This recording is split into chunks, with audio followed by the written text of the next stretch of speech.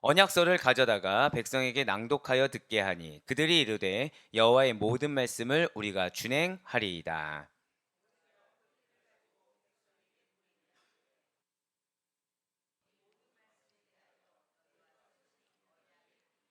모세와 아론과 나답과 아비후와 이스라엘의 장로 70인이 올라가서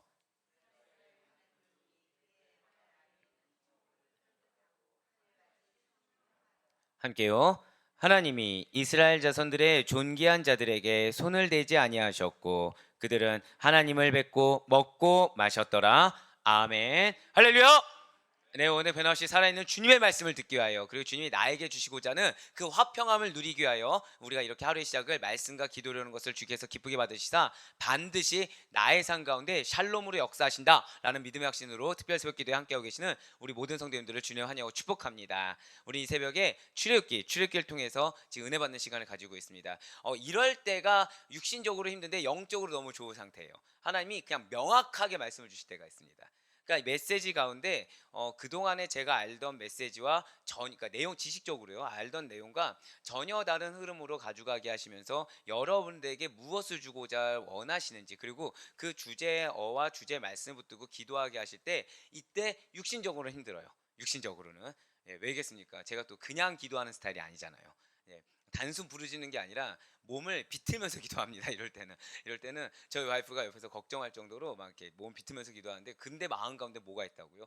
이 열정적으로 나오는 기도와 이가 달리 마음 가운데 화평이 있다는 거예요. 평안이 있고, 그 기대는 딱 하나가 있습니다. 여러분들이 이 말씀을 듣고 얼마나 은혜가 되실까? 얼마나 위로를 받으실까? 얼마나 다시 한번 더 소망의 확신을 가질 것인가에 대한 기대가, 이게 또 들뜨는 게 아니라 뭘 갖게 된다고요?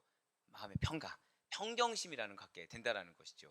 지금 하나님께서 이스라엘 백성들에게 사실 주길 원하시는 것이 그겁니다. 우리가 생각했을 때 이제 가나안을 앞두고서 언약 체결식, 그가 어떤 행사를 하나 한다고 생각해 보시길 바래요. 자, 우리가 설린 예배 드렸을 때 제가 왜 회개했죠? 제가 들떴잖아요. 들뜬 마음이 있었고, 그러니까 필요한 부분은 맞습니다. 하지만 그렇다고 하더라도 하나님께서는 필요해서 하는 것과 제가 거기에 직접 집중하는 건 싫어한다고 제가 말씀을 드렸어요. 근데 우리가 어떤 행사를 할 때는 사실은 들뜨기 마련입니다. 그리고 그 이후에 무언가를 기대하기 마련이라는 거죠. 그런데 지금 이스라엘 백성들에게 하나님이 원하시는 것은 그런 들뜸이 아니라는 거예요. 지금 무엇을 원하신다고요? 한 번 더 저 따라 고백하실까요? 화평. 화평을 원하신다는 거예요. 샬롬. 평정을 원하신다는 거죠. 잔잔한 호수와 같이 이렇게 하나님께만 초점을 맞추길 원하십니다. 하나님의 말씀 가운데만 반응하길 원하시지, 이걸 하나의 행사가 되어서 어떤 의식이 되어서 마치 자기가 무엇이라도 됐냐, 이것을 원치 않으신다라는 거예요. 자, 앞서 모세를 부르신 하나님은 무엇을 위해서 부르셨다고 말씀을 드렸습니까? 계약을 체결할 경우에 지켜야 할 법조항이 무엇인지. 그래서 여러분들 무엇을 기억하고 있어요? 이 법조항 하면 시민법. 네, 맞습니다. 시민법. 이제 그래서 뭐 사회적으로나 종교적으로나 어떻게 지켜야 된다라는 법조항을 주시기 위해서 부르셨는데, 지금 또 모세를 부르셨다고 제가 말씀을 드렸어요. 그 이유가 무엇입니까? 이제는 정식적인 언약을 체결하기 위한 말씀을 주시기 위한 거였죠. 예, 그리고 이스라엘 백성들은 그 말씀에 순종의 화답이 있었습니다. 모세는 이것을 문서했다고 말씀을 드렸어요. 그리고 이후 몇 가지 기둥을 세웠나요? 12기둥을 세우고 번제와 화목제를 드렸다. 이것이 바로 언약 체결식을 앞두고 이스라엘 백성들이 행했던 것입니다. 이제 오늘 말씀을 통해서 하나님께서는 드디어 하나님과 이스라엘 백성 사이에 절대 고백하실까요? 선민 언약. 네, 이제 정말로 선민으로 선택받은 민족으로 언약을 공식적으로 체결하신다는 것이죠.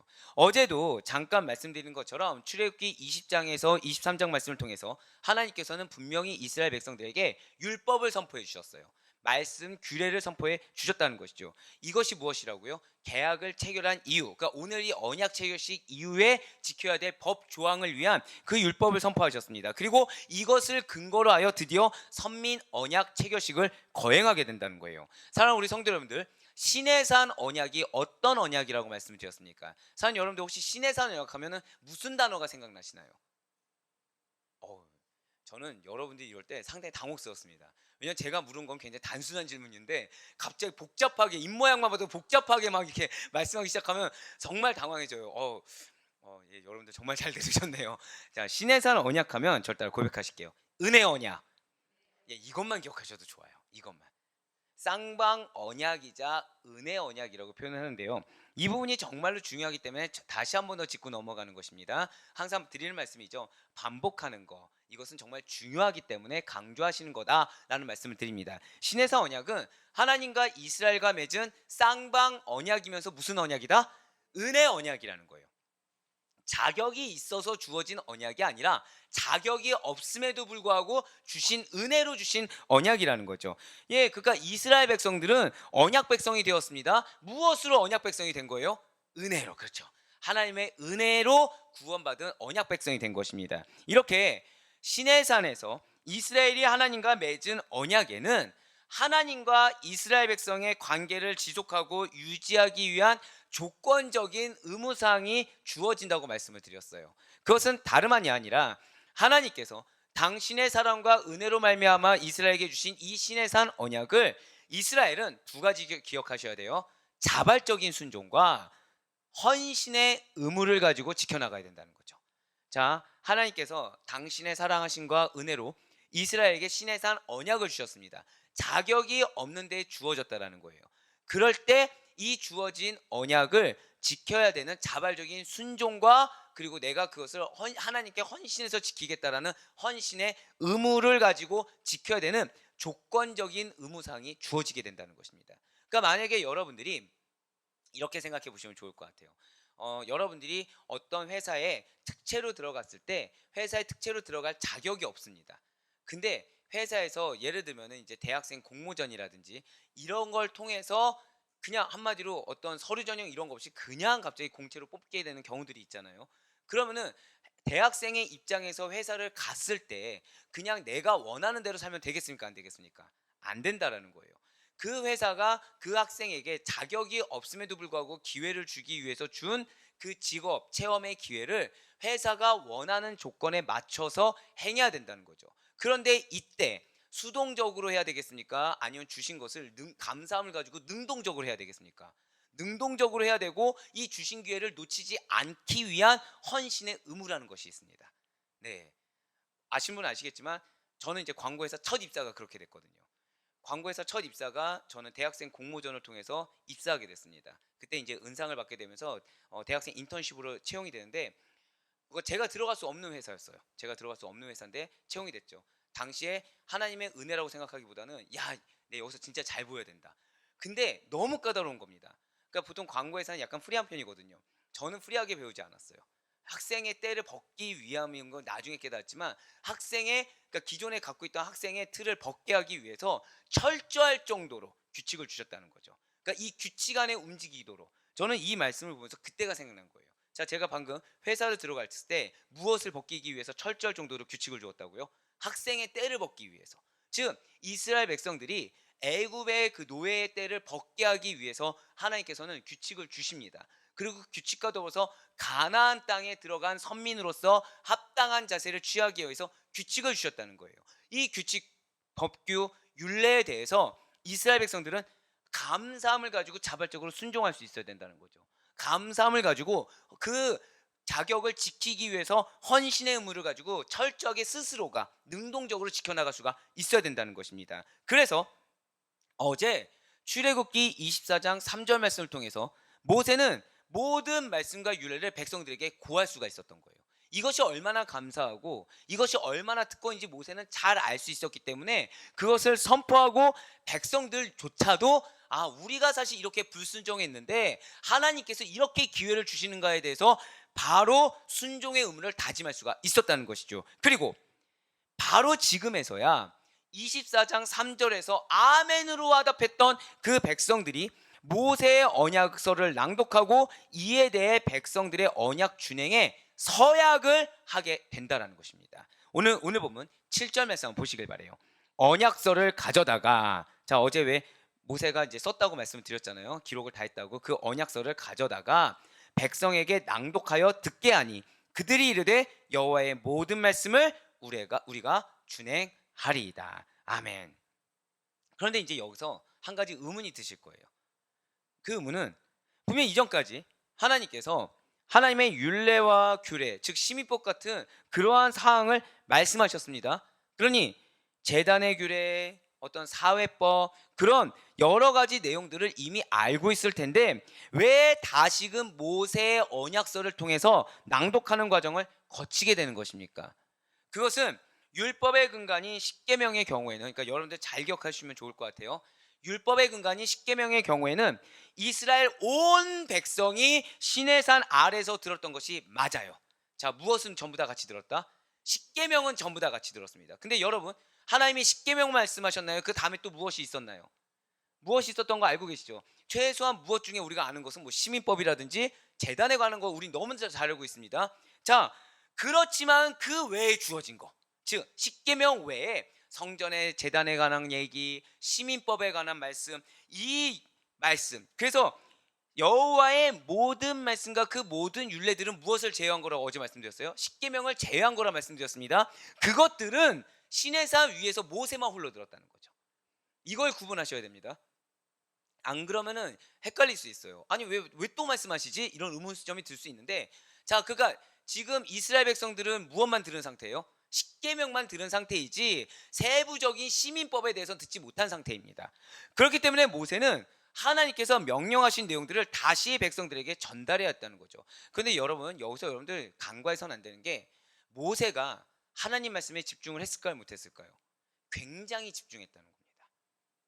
자, 여러분들, 제가 지금 이렇게 말씀드린 거 다 기억하십니까? 너무 당연하게 아니요라고 하시면은 제가 너무 민망한데요. 예, 아까 사실은 이렇게 앞에서 설교자가 얘기하는 거, 목회자가 얘기하는 거를 다 기억해서 일일이 필기하기란 좀 요원합니다. 그러니까 저는 우리 성도님들이 대단하다고 생각하는 게, 저희 이렇게 리뷰가 올라오잖아요. 너무 대단하다고 생각을 해요. 근데 모세가 그 이상의 집중력을 가지고 하나님이 따다다다 말씀하신 거를 다 기억해서 다 기록하고 있었다는 거예요. 다. 그러니까 얼마나 하나님 말씀의 절대성을 갖고 있었는지, 하나님이 세밀하게 모세야 들었니? 자, 못 들었었는데 다시 얘기해 줄게, 이러지 않으셨어요. 그냥 A, B, C, D 딱딱딱 하는데 그거를 놓치지 않았다는 거죠. 놓치지 않고 기억했습니다. 그래서 그것을 전달해야 되는데, 중요한 것은 모세의 사명이 무엇입니까? 하나님의 말씀을 가감없이 그대로 전해야 됐다는 거예요. 그거를 모세가 수행한 겁니다. 저는 사랑하는 여러분들이 말씀 앞에 저를 따라 고백하실게요. 하나라도 놓치지 않겠습니다. 그러한 자세로 들을 수 있는 이 모세의 자세가 우리 아델포유교회 성도님들의 자세가 되길 간절히 소망합니다. 하나님의 말씀 앞에서 이 말씀을 가감없이 놓치지 않겠다. 내가 반드시 이 말씀을 전해야 된다라는 사명을 다해야 된다. 즉 여러분들 역시 마찬가지로 주어진 말씀을 나의 삶 가운데 반드시 누군가에게 나의 삶으로 언행으로 증거해야 된다라는 이 사명을 반드시 다해야 된다라는 그 사명감을 가지고 말씀을 놓치지 않겠다는 그 갈망을 가질 수 있길 간절히 소망합니다. 그렇게 됐을 때 여러분들의 주변 영혼들이 바뀌는 걸 경험할 수 있으실 거예요. 이전에는 나 은혜 받았지라고 끝나는 정도에서, 하나님이 나에게 은혜를 주신 이유가 그냥 나 하나 은혜 받고 고인물로 끝나는 것이 아니라, 한 번 더 저를 따라 고백하실까요? 나는 통로입니다. 한 번 더요. 나는 말씀의 통로입니다. 맞습니다. 그러한 사명을 여러분들 기억하시고 삶을 살아가는 것과 그냥 나 은혜 받았지 라고 많은 삶은 다르다는 거예요. 여러분들이 우리가 제일 많이 하지 말아야 될 것이 무엇입니까? 이번 한 달간 계속 주신 말씀이 무엇인가요? 형제의 눈에 있는 티를 보지 말고 내 눈에 있는 들보를 봐라. 우리 중에 우리가 그 말씀을 온전히 받아들이지 못했을 때 제일 많이 하는 것이, 사실은 이 말씀은 누구의 것인데 라는 생각을 하게 됩니다. 근데 그게 사단이 주는 생각이라는 거예요. 자, 예를 들어서 이 설교문은 누구에게 제일 먼저 주십니까? 저에게 제일 먼저 주시죠. 근데 제가 이 설교문 쓰면서, 야, 이거 우리 집사님이 들으면 좋을 텐데, 야, 이거 우리 권사님 들으면 좋을 텐데, 이걸 제일 경계합니다. 이걸 제일 경계해요. 이걸 흔히 뭐라고 얘기해요? 표적 설교가 되거든요. 자, 하나님이 은혜로 저에게 주셨어요. 왜 주셨어요? 제가 먼저 깨지고 은혜 받으러 주신 겁니다. 그래서 제가 받은 은혜만큼 여러분들이 증거할 수 있는 거예요. 그런데 제가 여기에서 저에게 적용하는 것이 아니라 어느 집사님, 어느 권사님, 어느 장로님 딱 이래버리는 순간 이게 변질되게 된다는 거예요. 표적 설교로. 표적 설교는 뭐가 되죠? 정죄함이 되겠죠. 즉 은혜의 말씀이 정죄의 말씀이 돼버린다는 것입니다. 마찬가지로 지금 모세가 하나님의 말씀을 들었을 때 이스라엘 백성들의 완악함 또는 내가 이 정도 받은 은혜, 이렇게 생각하지 않았다는 거예요. 가감없이 증거할 생각만 했지, 그래서 집중해서 하나님의 말씀을 그냥 순적하게 받아들였지, 이거에 대해서 스스로 판단하지 않았다는 거죠. 사랑하는 여러분들이 주신 말씀에 대해서 이렇게 스스럼 없이 스스로에게 먼저 적용할 수 있길 간절히 소망합니다. 가감 없이 놓치지 않고 그 말씀을 적용하겠다라는 그 니즈를 가지고 여러분들이 말씀을 들었을 때 달라진다는 거예요. 예, 그렇습니다. 그래서 모세는 하나님의 말씀을 이렇게 가감 없이 전해야 하는 사명을 충실하게 수행할 수가 있었다는 거예요. 자, 제일 먼저 누구에게 적용했어요? 나에게. 한번 저 따라 고백하시겠습니다. 내가 먼저 적용하겠습니다. 그렇습니다. 내가 먼저 적용할 수 있어야 돼요. 그러면서 남이 보이고 하는 거를 철저히 경계해야 됩니다. 그리고 백성들은 모세가 그렇게 순적하게 전한 명령들을 하나님의 말씀으로 알고 그대로 순종하겠다는 의무 이행 결의를 다졌다는 거죠. 그러니까 비단 그냥 단순히 아멘 하겠습니다라는 것이 아니라 순종의 결의를 했다는 거예요. 그냥 내가 순종하겠습니다도 아니고 이거를 뭐로 여겼다고요? 책무, 의무, 반드시 해야 되는 의무를 받아들이고 내가 이걸 반드시 지켜 행하겠습니다라고 결단했다는 거예요. 이것이 우리가 말씀을 대하는 태도인 것입니다. 그냥 받은 은혜 정도가 아니라 이 말씀은 내가 반드시 지켜 행해야 되는구나. 내가 회개의 말씀을 주셨다고 한다면 이 회개의 말씀 내가 반드시 지켜 행해야 되는 것이지 어떤 상황 가운데서는 좀 다르게 적용할 수 있다 이런 식으로 가감하는 것이 아니라는 거예요. 예, 바로 그렇습니다. 진실로 하나님의 말씀은 절대로 인간의 생각이나 의지에 따라 변질되거나 수정되어서는 안 되는 것입니다. 여러분들에게 주신 메시지는 제일 먼저 누구에게 주신 거라고요? 나에게 주신 메시지라는 거예요. 이것을 내가 선한 의도라고 하더라도 다른 누구에게 먼저 적용하려고 하거나 내 스스로 이거에 대해서 다른 어떤 내가 이거를 빼버리거나 내가 이미지를 더해서 증거하는 그런 우를 범해서는 안 된다는 거예요. 있는 그대로 적용해야 됩니다. 있는 그대로 전해져야 된다는 것이죠. 지금 모세가 사명을 잘 완수한 자로 칭찬받아 마땅한 이스라엘 지도자로서의 면모를 이렇게 보이고 있다는 거예요. 제가 지금 방금 모세가 어떤 면모를 보였다고 말씀드렸나요? 지도자. 여러분들은 영적 대표이십니다. 믿으십니까? 이 면모를 가지셔야 된다는 거예요. 말씀을 먼저 내가 순종하게 받아들이고 내가 먼저 적용한 상태에서 하나님의 말씀을 그냥 있는 그대로 증거하는 거, 나의 삶으로 증거하고 나의 입술로 증거하는 거. 한 번 더 저 따라 고백하실게요. 내가 받은 은혜만큼. 바로 그래요. 그러니까 내가 받은 은혜라는 것은 아까 우리가 찬양을 불렀을 때 내가 막 은혜가 충만하고 뭐 할렐루야고 영광이 외치고 하면은 내가 봤을 때는 막 들뜨고 그럴 것 같은데 어떤 마음이라고 말씀드렸어요? 화평, 평강, 샬롬. 이 상태로 말씀드렸잖아요. 이 상태에 있으니 내가 이걸 들떠가지고 어떤 공동체나 누구에게 증거할 수가 없다는 거예요. 내가 화평한 상태니까 오롯이 내 걸로 소화를 시키는 거죠. 그 가운데서 나에게 나오는 또 어떤 상태요? 화평의 상태, 평강의 상태로 증거하는 것입니다. 자, 한 번 더 저 따라 고백하실게요. 말씀은 샬롬의 상태로, 그렇습니다. 말씀은 샬롬의 상태로 증거하는 거예요. 물론 그 기쁨과 감사가 흘러 넘친 상태에서 증거한 것도 맞습니다. 하지만 그 이전에 우리의 마음은 하나님과의 화평한 상태가 가장 최우선적으로 지켜진다는 사실을 잊지 마시길 바라겠습니다. 이렇게 언약서 난독과 백성들의 재서약을 진행한 다음에 앞서 6절 말씀을 통해 희생의 피 절반을 거룩한 제단에 쏟았어요. 모세는 거룩한 제단에 쏟았습니다. 어제 제가 일부러 이 말씀을 안 드렸어요. 왜냐? 오늘 나오게 되거든요. 이제 여러 양품에 담아두었던 그 나머지 절반을 이제 백성에게 뿌립니다. 절반을 제단에게 뿌리고 나머지 절반은 백성에게 뿌립니다. 8절 말씀 보실게요. 모세가 그 피를 가지고 백성에게 뿌리며 이르되 이는 여호와께서 이 모든 말씀에 대하여 너희와 세우신 언약의 피니라. 하나님께서 말씀에 대하여 너희와 세운 언약의 피라고 말씀드렸습니다. 즉 너희와 세운 언약의 뜻은 하나님 나 자신과 이스라엘 백성인 너희 상호 간에 맺어지는 쌍방적인 언약이다라는 사실을 다시 한 번 더 확인시켜주고 있다는 거예요. 이스라엘 백성들에게 지금 피를 뿌렸습니다. 이것이 무엇을 뜻한다고요? 하나님과 이스라엘 백성들 쌍방 간에 상호 간에 맺어지는 쌍방 언약이다라고 지금 확인시켜주고 계시다는 거죠. 따라서 이 언약식에 참여하는 이스라엘 백성들은 자신이 지금 하나님 전능하신 하나님, 위대하신 하나님, 창조주 하나님, 구원자 되시고 섭리자 되시는 하나님과 언약을 맺고 있다는 사실을 기억하고 있어야 된다는 거예요. 언약식의 방관자가 되어서는 안 된다는 거죠.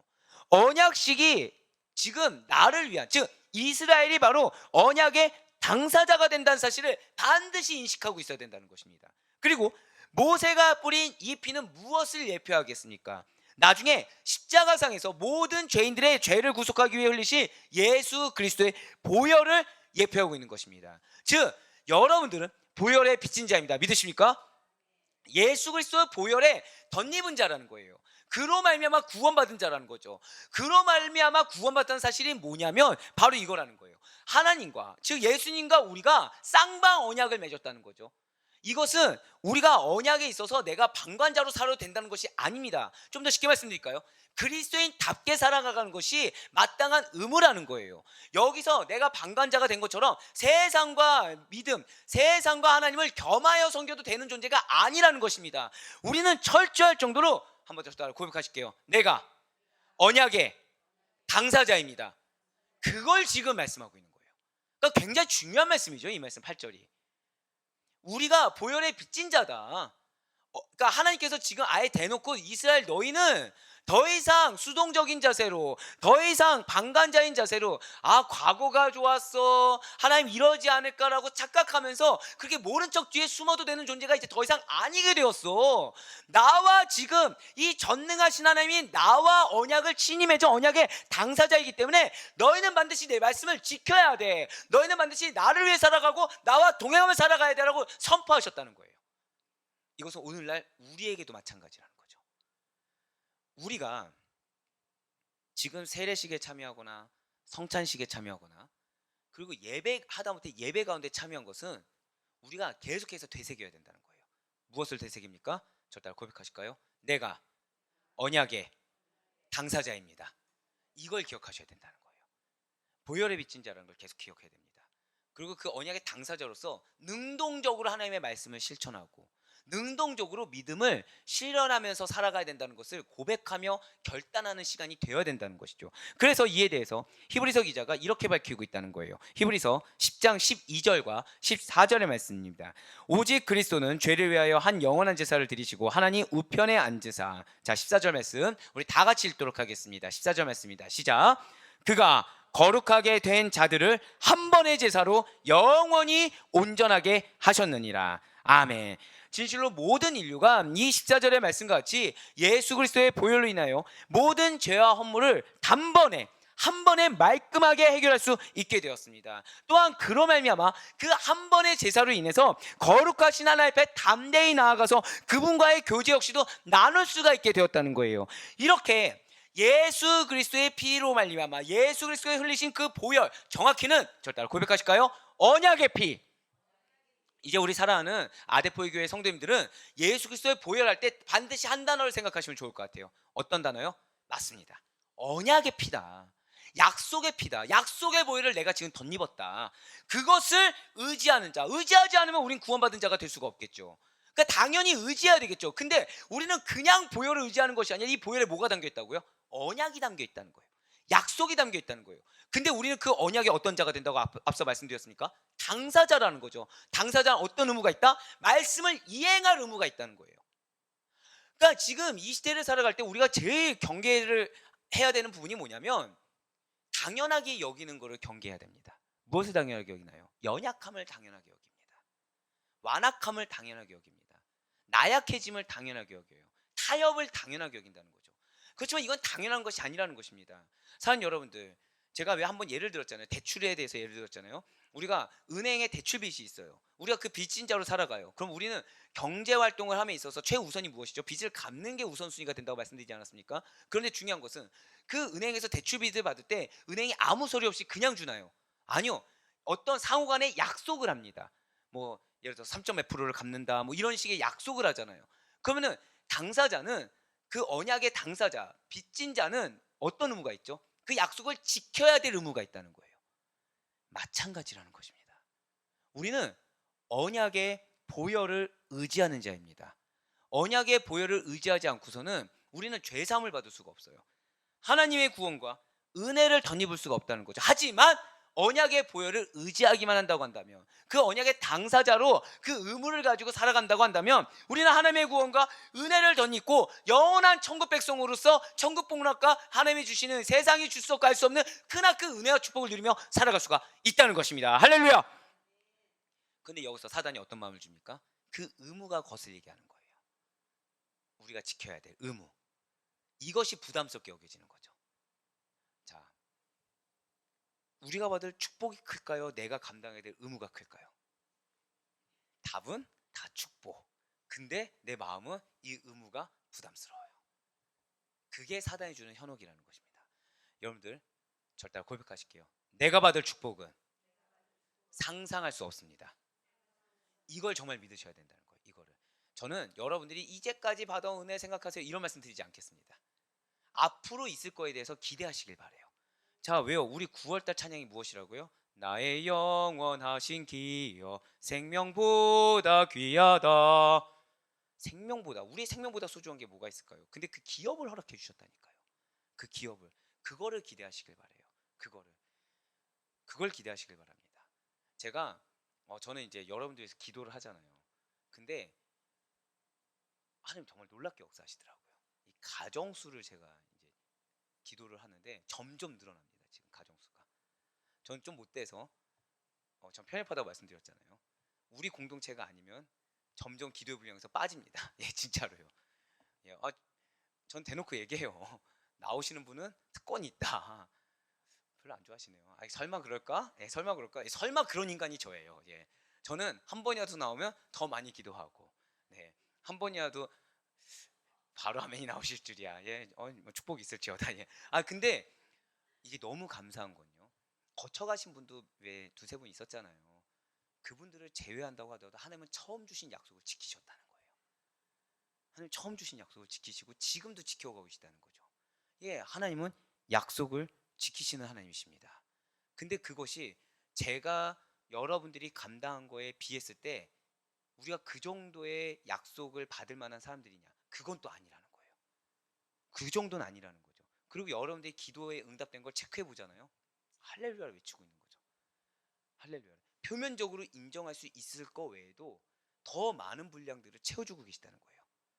아멘이 여기서 원래 나왔어야 되는 건데 아멘이 아무도 안 나온 거면 아직 나는 체감하지 못한다는 뜻인가요?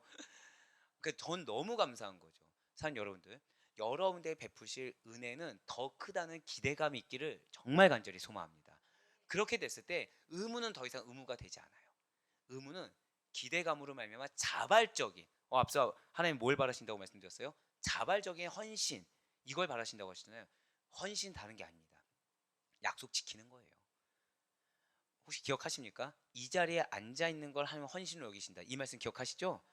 그 말씀을 동일하게 지금 묵상하게 하셨다니까요. 내가 너희들에게 바라는 헌신이 무엇이겠냐? 약속 지키라. 약속 지키라. 우리의 약속 무엇인가요? 예배 충실히 드리는 거, 하나님 중심으로 살아가는 거, 말씀을 그대로 통로로 있게 하는 거. 여러분들이 체험과 회복은 어디 있습니까? 말씀을 먼저 충만히 먹는 거라고 말씀드렸잖아요. 받은 먹은 만큼 그대로 증거하는 거. 지금 그거 말씀하고 계시다는 거예요. 그렇습니다. 진실로 인류는 예수 그리스도의 언약의 피로 말미암아 구원을 얻을 수 있게 되었습니다. 우리는 예수 그리스도의 보혈의 공로로 말미암아 이렇게 새로운 언약의 백성이 될 수가 있었다는 것이죠. 그리고 이것이 은혜라는 거예요. 보혈의 공로를 덧입을 수 있는 게 은혜라는 것이죠. 이렇게 은혜에 빚진 자는 사실 날마다 하나님께 가까이 나아가는 삶을 살아야만 된다는 것입니다. 그리고 그 앞에 저를 따라 고백하실까요? 참된 화평. 하나님 지금 그 말씀하셨어요. 날마다 하나님께 가까이 나아가는 삶을 살아가는 자들이 그 앞에 놓인 참된 화평을 누릴 수가 있다. 할렐루야. 근데 이러한 삶이 선택사항이 아니라는 것입니다. 마땅히 누려야 될 은혜인데 우리가 마땅히 누려야 될 은혜를 못 누리고 있다는 거예요. 분명 이러한 화평은 아담 이후에 예수님께서 오시기까지 모든 인류가 꿈꾼다고 하더라도 얻지 못한 것이며 바랐다고 하더라도 볼 수가 없었던 것이었습니다. 그런데 이러한 특권을 우리로 하여금 누리게 하셨다는 거예요. 여러분들로 하여금 샬롬을 누리게 허락하셨습니다. 그렇지만 사단은 여러분들 가운데 어떤 시급한 환경, 기도의 제목을 주어서 화평을 당연한 것처럼 치부하게 만들었어요. 화평이 당연한 것이 아닌데, 샬롬이 당연한 것이 아닌데, 평정이 당연한 것이 아닌데 마치 무엇을 이루어야 평강을 누릴 수 있을 것처럼 착각하게 만들었다는 거죠. 아닙니다. 여러분들은 보혈의 공로를 덧입은 자들입니다. 믿으십니까? 그 순간 이미 평강은 주어졌어요. 그 순간 이미 샬롬은 주어졌다는 거죠. 사단이 주는 여러 가지 급박하게 보이는 상황에 현혹되지 않을 수 있는 우리가 되길 간절히 소망합니다. 사탄은 이 세상에서 지금 이런 다급한 상황이 주어졌는데 어떻게 화평할 수가 있냐? 늘 평온할 수 없어. 어떻게 늘 평온할 수 있어? 네 육신이 힘들 수도 있고 이런 숙제거리가 있고 이런 계획을 했는데 어떻게 늘 평온할 수 있어? 아니요. 그런 거랑 상관없이 사랑하는 여러분들, 우리의 문제에 있어서 영혼 구원보다 중요한 문제는 없습니다. 믿으십니까? 구원 받으셨어요. 믿으십니까? 그럼 끝났네요. 가장 중요한 문제가 해결됐잖아요. 가장 중요한 문제가 해결됐잖아요. 그럼 우리가 중요한 문제가 해결된 자로서 누려야 될 화평을 못 누린다. 이건 말이 안 되는 거죠. 말이 안 되는 거죠. 사는 여러분들, 예를 들어서 주택 청약이 되셨어요. 청약이 되셨습니다. 근데 청약되면 제일 먼저 뭐가 걱정되시죠? 예, 돈이 걱정돼요. 솔직히 돈이 걱정되잖아요. 돈을 넣어야 되잖아요. 근데 돈 문제가 해결됐어요. 돈 문제가 해결됐어요. 근데 그 집에 안 들어가서 사는 거예요. 돈 문제가 해결됐는데, 자, 청약된 것도 은혜인데, 은혜, 죄송해요. 너무 세상적이었네요. 청약된 것도 감사한 일인데 돈 문제도 해결됐어요. 근데 그 집에 들어가서 살지 않고서 뭐 걱정하고 있어요? 집이 없어.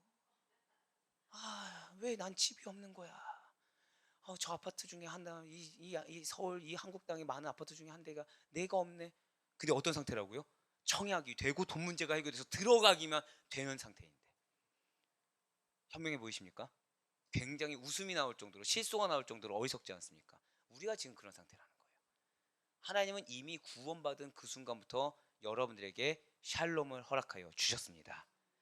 가장 중요한 죄의 문제를 해결해 주셨어요. 그런데 우리가 그 샬롬의 상태로 들어가지 않고 세상 가운데 아파트를 뒤에 놓고서 다른 곳을 바라보는 그러한 어리석음이 우리의 것이 아니길 간절히 소망합니다. 예, 맞습니다. 우리는 보혈의 공로를 덧입어서 절 따라 고백하실게요. 내 안에 성령님이 계십니다. 아멘. 성령님을 소유한 순간 여러분들에게 이미 이러한 화평이 당연하게 주어지고 있음을 믿으시길 바라요. 사탄은 그걸 흔들기 위해서 돈의 문제를 봅니다. 사람의 문제를 봅니다. 직장의 문제를 봅니다. 취업, 시험 합격의 문제를 봅니다. 또는 여러 가지 여건의 문제를 보게 해요. 하지만 하나님께서는 그런 썩어 없어질 것들로는 해결할 수 없는 문제를 해결해 주셨다고 지금 말씀하고 계세요. 보혈로 말미암아, 그 피로 말미암아, 언약의 피로 말미암아 우리에게 주고 계시다는 거죠. 무엇을요? 샬롬을. 그러니 우리가 이러한 샬롬을 온전히 누리며 하나님 앞에서만 살아갈 때, 우리 아데포유 교회 처음 주신 말씀이 뭐였어요? 코람데오였죠?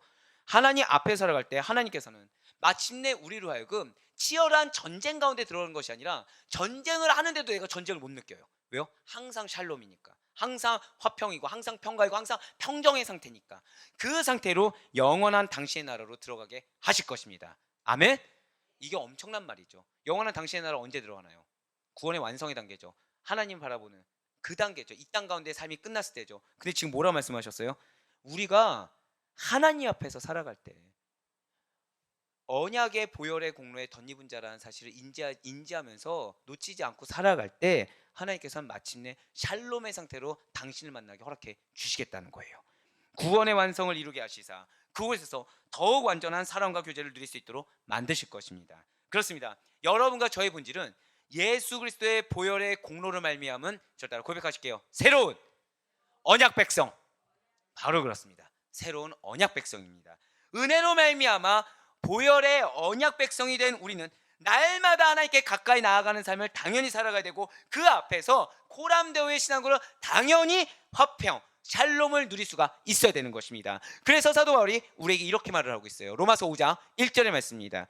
그러므로 우리가 믿음으로 의롭다 하심을 받았으니 우리 주 예수 그리스도를 말미암아 하나님과 화평을 누리자. 아멘. 이 말씀을 오늘 반드시 기억하세요. 자, 내가 보혈의 공로를 덧입은 순간 하나님은 우리에게 어떤 상태, 하나님을 만나는 그 순간까지 어떤 상태를 약속하셨다고요?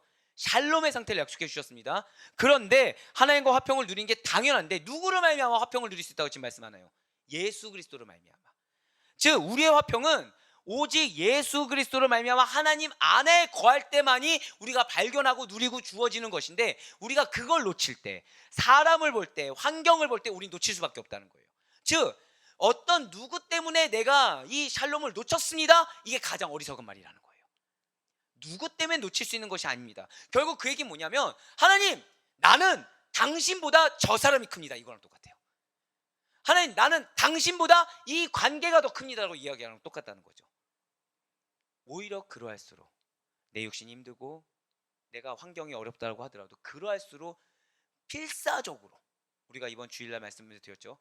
알아서가 아니라 필사적으로 하나님의 바짓가랑이를 붙들 수 있는 여러분과 제가 되길 간절히 소망합니다. 그 가운데 작게 피어나고 있는 이 샬롬의 씨앗을 발화시키시길 바래요. 자, 제가 한순간에 임한다고 했어요? 작게 발화한다고 했어요? 작게. 이거를 붙잡으셔야 돼요. 이걸 붙잡으셔야 됩니다. 샬롬의 씨앗, 이걸 붙잡으셔야 된다는 거예요. 만약 우리가 하나님과의 약속에 대한 방관자로 살아갈 때, 자, 잘 기억하세요. 내가 하나님과의 약속에 대한 방관자로 살아갈 때, 또한 그리스도인이라는 정체성, 정확히는 언약의 보혈의 공로를 덧입은 정체성을 놓치고 살아갈 때 우리는 삶 가운데 화평이 아니라 전쟁을 경험하게 된다는 거죠. 즉, 내 삶 가운데 전쟁을 경험하는 이유가 뭐예요? 내가 방관자라서, 언약의 방관자라서, 그리스도인, 그것도 보혈의 공로를 덧입은 정체성을 놓치고 살아갈 때 나는 전쟁을 경험하게 된다는 거예요. 주 안에 거함으로 말미암아 언약의 수혜자라는 정체성을 놓치지 않음으로 말미암아 여러분과 저에게 허락된 화평을 언제나 누리며 살아갈 수 있는 우리 모두가 될 수 있길 간절히 소망합니다. 이제 9절에서 11절까지의 말씀은 언약 체결식의 마지막 순서인 공동 식사가 기록되어 있어요. 굉장히 단순하면서 엄청난 사랑을 발견할 수 있습니다. 뭐냐면 지금 모세와 백성 대표들이 시내산에 올랐습니다. 하나님의 허락하신 영역이 있었잖아요. 거기에 올라와서 하나님을 보았습니다. 너무나 감사하게도 지금 백성의 대표들은 하나님을 뵙고서 그분의 특별하신 은혜로 죽지 않을 수가 있었다는 거예요. 오늘 보면 11절 말씀 보시길 바래요. 하나님이 이스라엘 자손들의 존귀한 자들에게 손을 대지 아니하셨고 그들은 하나님을 뵙고 먹고 마셨더라 라고 기록되어 있습니다. 지금 백성의 대표들은 언약 체결의 기념 의미로 하나님 앞에서 먹고 마셨다는 거예요. 그런데 자, 사는 여러분들, 하나님을 본 자는 어떻게 됩니까? 예, 그죠.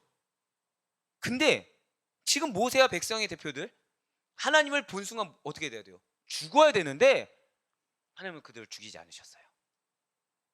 언약 체결을 기념하여 그들과 먹고 마시는데 죽지 않으셨어요. 죽이지 않으셨어요. 도리어 그들을 너희가 이스라엘의 존귀한 자들이야. 제가 여기서 얼마나 감격했는지 모릅니다. 사는 여러분들, 우리에게 여러분들에게 첫 마디가 뭐였죠? 여러분들의 사명이, 여러분들의 직책이 뭐라고 했어요?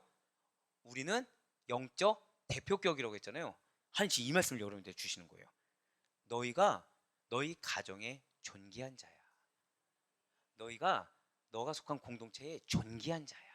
사람이 알아주지 않으면 어떠니? 내가 너를 존귀한 자로 여기는데, 내가 너를 세웠는데 라고 말씀해 주신 거예요.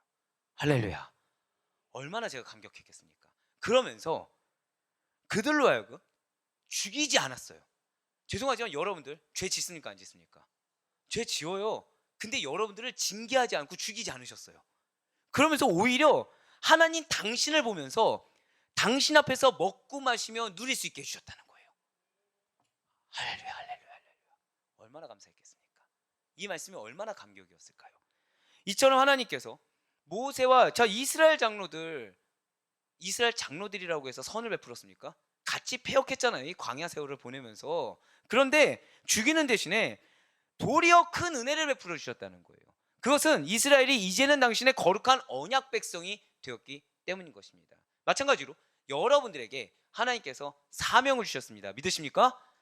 그래서 여러분들을 도말하지 아니하시고 사랑해 주시며 기회를 주시고 같이 먹고 떼며 즐길 수 있도록 화평을 누릴 수 있도록 허락해 주셨다는 것입니다. 죄인 된 자가 거룩하신 하나님을 보았음에도 불구하고 죽지 않고 오히려 기쁨의 향연을 그 앞에서 가질 수 있는 것, 이게 바로 언약 백성의 특권이라는 거예요. 화평의 향연을 누릴 수 있는 것, 이게 언약 백성의 특권이라는 거죠.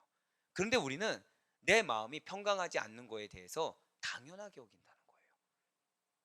하나님은 잔치상을 놔주셨는데 이걸 먹지 않고 배고프다고, 왜 내 건 없냐고 항변하고 있다는 거죠. 내 집이 뒤에 있는데 집이 없다고 하는 것처럼.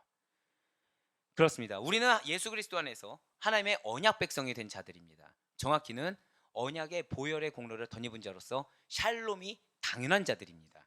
분명 우리 역시도 죄로 말미암아 하나님 앞에서 죽어야 되는 존재, 죄로 말미암아 죽어야 되는 존재는 분명히 맞아요. 그럼에도 불구하고 하나님께서는 예수 그리스도로 말미암아 우리를 죽이지 아니하시고 도리어 우리들로 하여금 하나님과 친밀하게 교제하면서 하나님 앞에서 먹고 마시고 즐거움을 누릴 수 있도록, 샬롬을 누릴 수 있도록 만들어 주셨다는 거죠. 그리고 우리에게 더욱 복되고 감사한 것은 그러한 하나님과의 교제가 이 땅에서 끝나는 것이 아니라는 거예요. 이 땅에서 여러분들이 누린 것은 극히 부분적인 것에 불과하다는 거죠. 더 큰 상급이 있다는 것을 기대하셔야 된다는 것입니다. 아멘.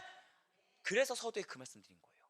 지금까지 받은 은혜에 물론 그것도 감사하지만 무엇을 더 기대하라? 앞으로 주실 것을 더 기대하라고, 그래서 말씀드린 겁니다. 우리에게 영원한 하나님 나라에서의 기쁨의 잔치가 예비되어 있음을 반드시 믿으시길 바랍니다. 그리고 그 땅까지 갈 동안에 계속해서 그 땅을 사모할 수밖에 없게끔 지금 받은 은혜가 1이라고 한다면 내일 받은 은혜는 2가 될 것이고, 내일 받은 은혜가 2라고 한다면 그 다음날 받은 은혜는 4, 오늘보다 더 나은 내일이 있다는 사실을 반드시 확신하시기 바라요. 진실로 그러한 천국 소망을 놓치지 않는 샬롬의 여러분과 제가 될 수 있길 간절히 소망합니다. 사랑하는 우리 성도 여러분들, 오늘 하나님께서는 사실 굉장히 길고도 복잡한 절차를 거치시사 언약 체결식을 거행하셨어요. 여러분들은 복잡하다고 여기지 않겠지만 저는 여러분들에게 요약해서 말씀드리기 위해서 얼마나 팠겠습니까? 복잡합니다. 근데 여러분들이 다 말씀드리면은 지금도 머리에서 쥐가 난다고 하는데 이걸 뭘 기억하겠습니까? 은혜에서 사라지게 되겠지. 근데 굉장히 복잡한 언약 체결식이었어요. 하지만 제일 중요한 것은 무엇이다? 여러분 다른 거 기억하지 않아도 좋습니다. 이 언약은 어떤 언약입니까? 은혜 언약. 그것만 기억하셔도 좋아요. 그런데 한 번 더, 우리 하나만 제가 더 욕심을 낼게요. 저 따라 고백하실까요? 쌍방간에, 그게 중요해요. 쌍방간의 은혜 언약입니다. 그냥 은혜 언약이면 나의 의무가 없다고 생각할 수 있겠죠. 하지만 나의 의무도 있어요. 그리고 그 언약의 대상자들에게 자비를 베풀어 주시사 당신 앞에서 먹고 마시며 즐길 수 있도록, 샬롬을 누릴 수 있도록, 화평을 누릴 수 있도록 허락해 주셨어요. 오늘날 여러분이 이러한 은혜의 수혜자라는 사실을 기억하시길 바랍니다. 여러분들의 화평을 깨는 것에 집중할 것이 아니라 나에게 왜 화평을 깨게 할 것이라는 그 본질에 집중하시길 바라요. 내가 샬롬의 이 대상자이기 때문에, 이 특권을 누리는 자이기 때문에 이걸 깨기 위해서 사탄이 계속 노력하는구나. 본질을 회복하시길 바라겠습니다. 다만 이 화평이 우리가 예수 그리스도 안에 거하지 않는다고 한다면 우리에게는 마음 가운데 어떠한 평강 없이 어려움과 염려만이 가득한 전쟁이 놓일 거라는 사실을 잊지 마시길 바라요. 그래 바라옵건 없기는 오늘 하루 여러분에게 허락하신 이 샬롬을 놓치지 않음으로 말미암아 끝까지, 맞아요, 저 따라 고백하실까요? 내가 오늘 주 안에만 있겠습니다. 아멘.